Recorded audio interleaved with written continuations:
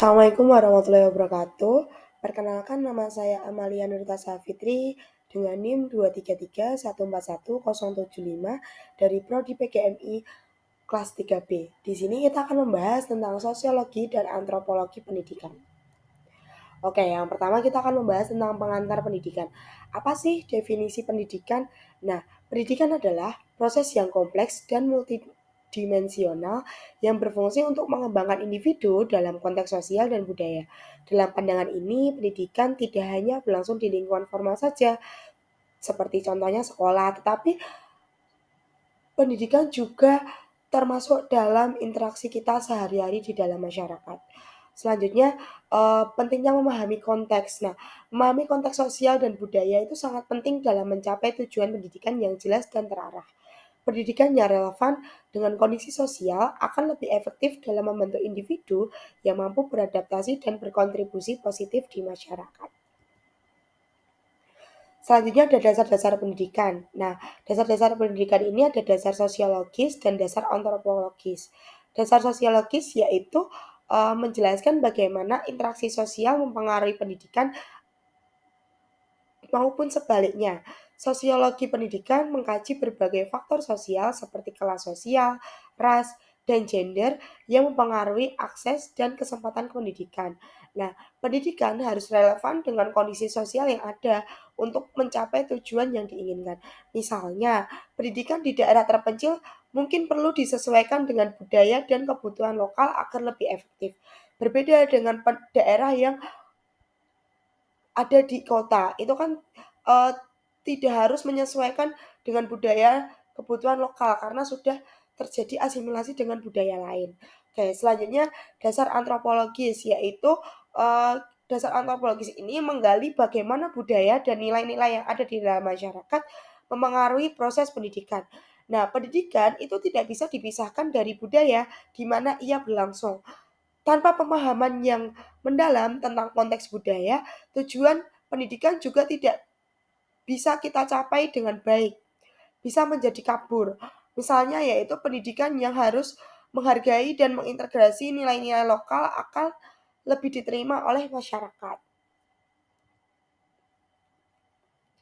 Pendidikan sebagai enkulturasi dan sosialisasi. Nah, enkulturasi yaitu proses di mana individu itu belajar dan menginternalisasikan norma-norma, nilai-nilai, dan praktik budaya dari masyarakat di sekitarnya. Pendidikan ini berfungsi sebagai sarana untuk mentransfer budaya dari generasi ke generasi. Dalam konteks ini, pendidikan itu membantu individu untuk memahami dan menghargai warisan budaya mereka. Selanjutnya yaitu sosialisasi. Nah, sosialisasi ini kan sebuah proses pembelajaran individu dalam konteks sosial yang membantu mereka menjadi bagian dari komunitas. Pendidikan ini berperan penting dalam membentuk identitas sosial dan budaya individu. Karena melalui pendidikan, individu itu dapat belajar tentang peran mereka dalam masyarakat.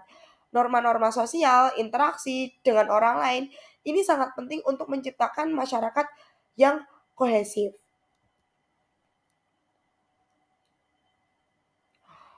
Oke, selanjutnya yaitu hubungan pendidikan, masyarakat, dan kebudayaan. Nah, pendidikan, masyarakat, dan kebudayaan itu sangat saling berhubungan erat. Maka dari itu, ini kita bagi menjadi beberapa bagian. Yang pertama yaitu interkoneksi.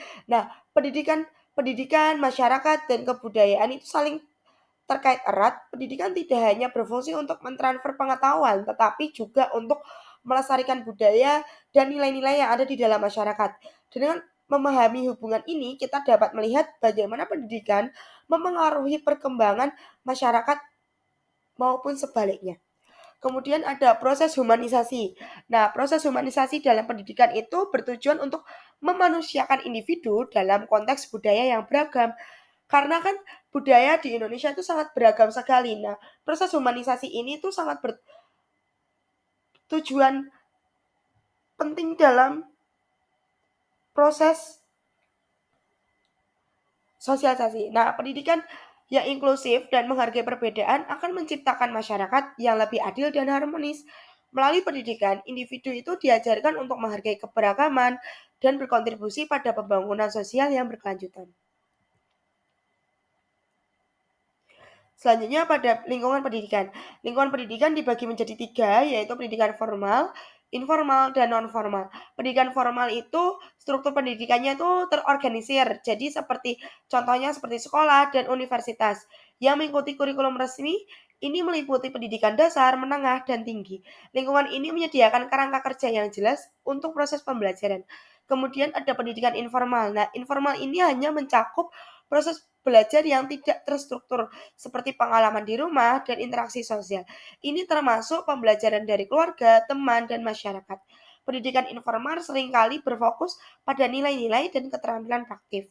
Kemudian ada non-formal. Pendidikan non-formal ini yaitu program yang dirancang untuk melengkapi pendidikan formal seperti kursus dan pelatihan. Jadi seperti LPK, seperti PBLV yang ada di setiap kabupaten ataupun kota.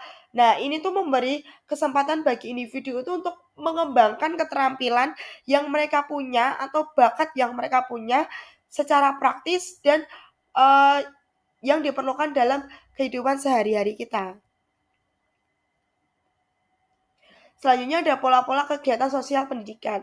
Dibagi menjadi 3, yaitu nomotetis, indiografis, dan transaksional. Nah, pola nomotetis itu menekankan pada norma dan kebutuhan kelembagaan. Pendidikan dilihat sebagai upaya untuk mewariskan nilai-nilai sosial kepada generasi muda.